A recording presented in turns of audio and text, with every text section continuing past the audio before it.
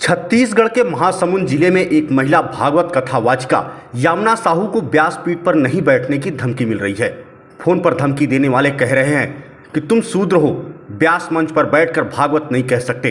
एक गैर ब्राह्मण और स्त्री को व्यासपीठ पर बैठकर कथा कहने का अधिकार नहीं है। तुम लोग कुछ भी कराओ। जैसे अपशब्द की बात सामने आई, नहीं मानने पर कथा स्थल में आकर मंच से उतारने तक की धमकी दी गई। पीड़ित यामिनी साहू ने एसपी कार्यालय में शिकायत कर सुरक्षा मांगी है। यामिनी साहू ने बताया कि वे गायत्री परिवार से जुड़ी हैं और पिछले 10 साल से भागवत कथा कर रही हैं। महासमुंद जिले के सिरगिट्टी गांव में 20 से 27 मार्च तक भागवत कथा आयोजित थी। दिनांक 15 मार्च से उनके पास कई फोन आ रहे हैं, जिसमें उनको शूद्र और स्त्री होने की वजह से व्यासपीठ पर बैठकर कथा नहीं करने की धमकी मिल रही है। फोन से धमकी देने वाले अपने आप को ब्राह्मण समाज का हवाला दे रहे हैं। फोन के ऑडियो रिकॉर्डिंग में उन्हें शूद्र कहा गया है। साथ ही कहा गया कि कथा मत करो, कुछ भी करो जैसे अन्य बातें कही गई। साथ ही नहीं मानने पर कथा के समय मंच से उतार देने की भी धमकी दी गई। यामिनी साहू ने कहा कि मेरा ब्राह्मण समाज से कोई विरोध नहीं है, मैं उन लोगों पर कार्रवाई चाहती हूं जिन्होंने मुझे फोन पर धमकी दी है। फिलहाल एसपी से शिकायत के बाद कथा स्थल पर जवानों को तैनात भी किया गया था। और उसके योग्य होना चाहिए। जरूरी नहीं कि हर ब्राह्मण भी उस व्यासपीठ के योग्य है। मैं इस चीज के लिए भी बोलता हूँ। और ये स्वाभाविक बात है, ये आपको पुराणों में लिखा है, उसको अध्ययन करने के बाद मिलेगा। ये मेरा व्यक्तिगत विषय नहीं है कि आप कथा करें या कोई और कथा कर रहा हो हम उसका विरोध करें। हमारा उससे लेना देना नहीं है। हमारा ये है कि आप लोग पहले उसको पढ़ें, अच्छे से जानकारी लें। हमारा विरोध हम क्यों करेंगे भाई? माताओं का इतना, हमने स्वयं माताओं के गर्भ से जन्म लिया।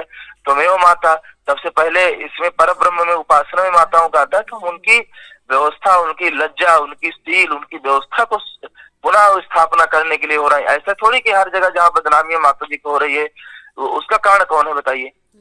अच्छा, आप मतलब रजोवृत्ति के कारण ही मतलब विरोध कर रहे हैं महिलाओं का, ये कहना है ना? हमारे विरोध। अब आप बताइए, आपका विवाह हो चुका है, ठीक है ना? आपने 7 वचन लिए होंगे। 7वें वचन में क्या है, 6ठे वचन में क्या आपको आता है कि कोई भी आप विवाहित हैं? जो भी भागवत करते हैं उन सब विवाहित पुरुष विवाहित रहते हैं कि नहीं? अरे ठीक है, यामिनी जी, न्यायालय में चलिए। तरफ से दिन में 4 भारत जैसे देश में रहते हैं, आपको वो संविधान सुनिए ना। और आपके परिवार के लिए आगे चल के ही स्वयं गलत है, क्योंकि गीता में लिखा गया शास्त्रम शास्त्र प्रमाणम से कार्य व्यवस्थित हो। अगर भगवान कृष्ण कहते हैं कि शास्त्र के अनुसार अगर मैं भी नहीं चलता तो मुझको भी पूजने की आवश्यकता नहीं है। तो मैं आपका व्यक्तिगत विरोध नहीं कह रहा हूँ। आप मेरी बहन है या कुछ भी समझे, वो आपसे मेरा कोई व्यक्तिगत नहीं कि आप कथा कर रही है। मर्यादा है वो बची रहे। और बाकी आपको क्या करना है, आप मुजरा करवाना है या कथा करना है, क्या नहीं करना है, आप भी देख रहे हैं, मैं भी देख रहा हूँ, ठीक है ना? अब बात रही न्यायालय की उसकी, तो न्यायालय तो बहुत ज्यादा जानने की आवश्यकता नहीं करा। अगर कुछ और बच्चे होंगे धर्माचार्य जिनके अच्छे खून होगा उनका, तो स्वयं धीरे धीरे बन हस्ताक्षर अंगूठे सहित जो है साक्ष्य के साथ भेजिए हमारे पते में। आप लिखवा के देखिए तो कोई करेगा क्या? आप पढ़ेंगे नहीं वो, और ये सब पढ़ लेंगे। आप भागवत जी नहीं पढ़ेंगे और ये सब पढ़ लेंगे। लिख के दे देंगे करके आप लिखित में भेजिए हमारे पते पर। इतने ज्ञानी हैं, पता भी आपको पता है, जानकारी भी है। कितने लोग लिख के देंगे कि इनके स्त्री होने के कारण या अमुक जाति होने के कारण हमको व्यासपीठ में बैठने पर आपत्ति है। ये आप लिखित में भेजिए, उसके बाद बाकी की चर्चा बाद में करेंगे। आप बोल रहे हैं ना हमारे पास समय नहीं है करके, ठीक है? आप लिखित में भेजिए, उसके बाद बाकी चर्चा होती है, ठीक है? तारीख को लगभग 9:30 बजे के आसपास मेरे पास फ़ोन कॉल आने शुरू हुए और फ़ोन में उन्होंने अपना नाम भी बताया। किसी ने अर्पित पांडे बताया, किसी ने रुपेश दुबे बताया और किसी ने रामेश्वर पंडित बताया। ऐसे अलग अलग लोगों का फ़ोन आया और उन्होंने कहा कि हमने आपका एक कार्ड देखा है श्रीमद् भागवत महापुराण का, और ये तुम क्या कर रही हो, तुमको अधिकार नहीं है, तुमको किसने अधिकार दिया व्यास गद्दी पर बैठने का, तुम स्त्री होने के नाते भी उस गद्दी पर नहीं बैठ सकती। उसके बाद फिर लगातार फ़ोन का आना जो है वो शुरू हो गया। मैंने पहले इसको साधारण लिया कि होगा ऐसे कुछ कोई विरोध कर रहे होंगे, पर लगातार फ़ोन आने शुरू हुए। और जब अपना नाम रामेश्वर पंडित बताया और उन्होंने धमकी दी कि हम अगर तुम कथा करोगी तो मंच में आएंगे, तुम्हारा अपमान करेंगे, तुम्हें मंच से उतारेंगे, उन्होंने ऐसा कहा। और उसके बाद फिर क्रम चलता रहा, मैंने कुछ फ़ोन नहीं उठाए। फिर आगे फिर फ़ोन आया, मैंने फ़ोन उठाया, कुछ रिकॉर्डिंग किए हैं मैंने और उसका क्लिप है, ऑडियो क्लिप मेरे पास। तो सब ने मुझे यही कहा कि तुम स्त्री होने के कारण भागवत नहीं कर सकती, क्योंकि स्त्री मुख से भागवत सुनना महापाप और गुरु पत्नी गमन करने से जो पाप होता है, ऐसे शब्द उन्होंने कहे जो स्त्री के लिए नहीं कहना चाहिए। और उन्होंने कहा कि कोई भी स्त्री नहीं बैठ सकती, किसी भी समाज की स्त्री नहीं बैठ सकती। तो तुम ऋतुवती होने के कारण, स्त्री होने के कारण पहला तुम्हारा अधिकार नहीं है। दूसरा ये कहा कि तुम शूद्र जाति के हो, और सभी ने शूद्र शब्द का उपयोग किया, सभी ने बार बार शूद्र कहकर मुझे अपमानित किया है। और किसी के द्वारा कहा गया कि मुजरा करवाओ, कुछ भी करो, धन की भूखी हो, धन की प्यासी हो, और धन के लिए तुम ये कथा कर रही हो, तो अपना दूसरा कोई काम करो। और इस तरह से तुम केले के छिलके हो, तुम्हारा ये अधिकार नहीं है, हम तुमको व्यास गद्दी से उतारेंगे, बैठने नहीं देंगे। मैंने उनसे सभी से प्रेम पूर्वक निवेदन किया कि देखिए भाई साहब, मेरी ये कथा मैं 10 सालों से कर रही हूँ। उससे पहले मैं सन 2000 से प्रवचन कर रही थी। अब लोगों की आस्था हुई और स्व प्रेरणा से, वैसे मैं बचपन से गायत्री परिवार से जुड़ी हूँ कि रामेश्वर पंडित बोल रहा हूँ, उन्होंने स्वयं बताए, और उनके टेलीफोन नंबर जो नाम बताए उसके आधार पर, उनके नंबर के आधार पर, और कुछ ट्रू कॉलर में नाम आए उसके आधार पर मैंने उन व्यक्तियों के लिए व्यक्तिगत रूप से शिकायत दर्ज करवाई है, ना कि किसी समाज के लिए। मेरा ब्राह्मण समाज से कभी कोई विरोध रहा नहीं है, हमेशा उनसे मुझे सहयोग मिला है। और मैंने कभी 10 साल, इस 20 साल के सफर में प्रवचन के, मैंने कभी भी ब्राह्मण समाज के लिए कोई टिप्पणी नहीं की है मंच के द्वारा। ये 15 तारीख से सुबह वही 9 से 10 बजे के बीच में शुरू हुआ और लगभग 20-25 कॉल आए हैं। अलग अलग तरीके से उन्होंने पूछने का प्रयास किया, कितना धन लेती हो, और बहुत धमकाया। और मुझे बहुत ही पीड़ा हो रही है, क्योंकि जिस तरीके से और जिस लैंग्वेज में उन्होंने बात की है, एक बार ऐसा लगा कि अगर मैं चुप बैठ गई, अगर मुझे दबा दिया गया, तो मैं आत्महीनता से ग्रसित होके, मतलब इतने आहत भरे शब्द बोले हैं, इतनी पीड़ा हुई है कि मुझे ऐसा लगा कि मैं आत्महीनता से ग्रसित होकर पता नहीं क्या कर बैठूं। ये मैं नहीं जानती कि ये कौन लोग हैं। जैसे कि मैंने कहा कि उन्होंने ही नाम बताए और ट्रू कॉलर में जो नाम आया, तो ये कौन लोग हैं और किस समाज के लोग हैं मुझे नहीं पता। मैंने उनके द्वारा जो नाम आया और ट्रू कॉलर में जो नाम और नंबर है, इसी आधार पर मैंने जो है वो अपना शिकायत दर्ज करवाया है। पुलिस अपनी जांच कर रही है, मुझे केवल इतनी जानकारी है उनके नंबर के, और पुलिस इसकी जांच कर रही है कि वो कौन लोग हैं। तो जांच के बाद ये बातें सामने आ ही जाएगी। मैं यही चाहती हूँ कि इस तरह से हर बार जो है अपमानित करना नारियों को, और जाति को लेकर अपमानित करना, स्त्री जाति के होने के कारण अपमानित करना, और कब तक महिलाएं जो है ये अपमान सहती रहेंगी, कब तक हम शूद्र की श्रेणी में आते रहेंगे। चाहे वो कहने वाला व्यक्ति कौन है, किस समाज का है, इसके बारे में मुझे कुछ भी नहीं पता है। इस मामले में महासमुंद ब्राह्मण समाज के जिलाध्यक्ष का कहना है कि ब्राह्मण समाज को इस कार्य के लिए कोई विरोध नहीं है।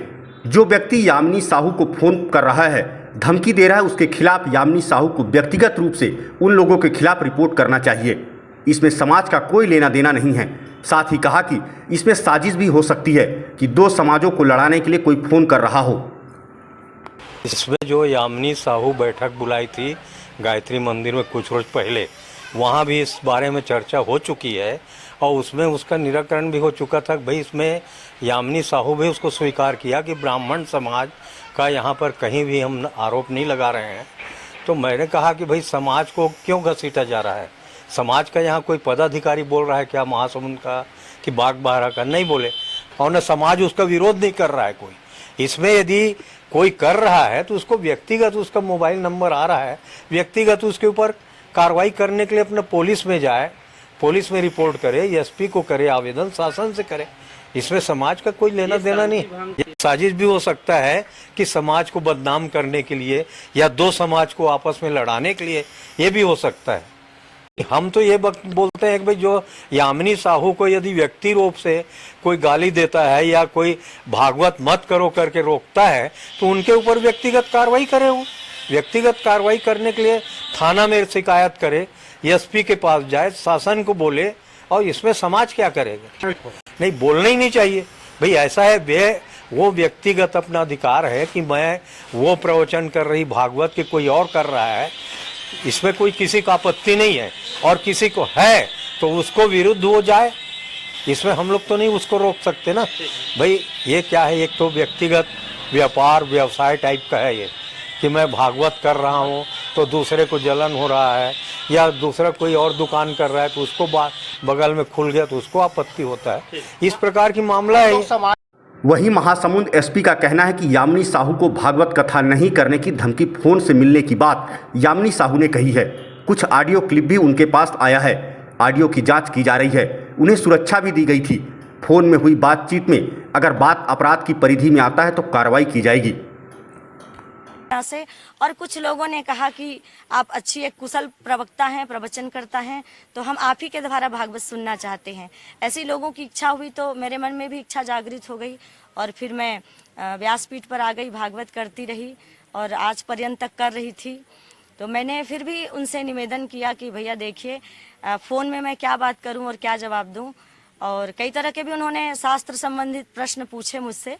तो मैंने यही कहा कि फ़ोन में मैं जवाब देने में असमर्थ हूँ, ये कथा हो जाने दीजिए। फिर कथा के पश्चात जो है आप जहाँ बुलाएंगे, जितने लोगों का फ़ोन आ रहा है आपके साथ मैं बैठूंगी। आप अपना तर्क रखेंगे कि मैं क्यों नहीं कर सकती, मैं अपना तर्क रखूंगी और अगर आप मुझे संतुष्ट कर लेते हैं तो चलो ठीक है, मैं नहीं करती। फिर उसके बाद उन्होंने बार बार यही कहा कि तुम कर ही नहीं सकती, तुमको अधिकार ही नहीं है, तुम शूद्रों में आती हो। बार बार जाति को लेकर उन्होंने प्रताड़ित किया। हाँ जी, यही मैं आपको बताना चाहूँगी। एक बात और बता दूं आपको, मैंने निवेदन किया कि मुझे बस यही कथा करने दीजिए, आगे के मैं सारे कथाओं को बात करके कैंसिल कर दूंगी। ये बात भी ऑडियो में है। मैंने बहुत बार निवेदन किया लेकिन उन्होंने ऐसे धमकाया कि मैं जो है, उन्होंने स्वयं कहा है और ये बात वीडियो क्लिप में है, इसलिए मैं इसको कह रही हूँ कि मैं हिंदू परिषद ब्राह्मण समाज की ओर का मीडिया प्रभारी हूँ, देवेंद्र उपाध्याय, और मैं पूरे परिषद की ओर से बोल रहा हूँ।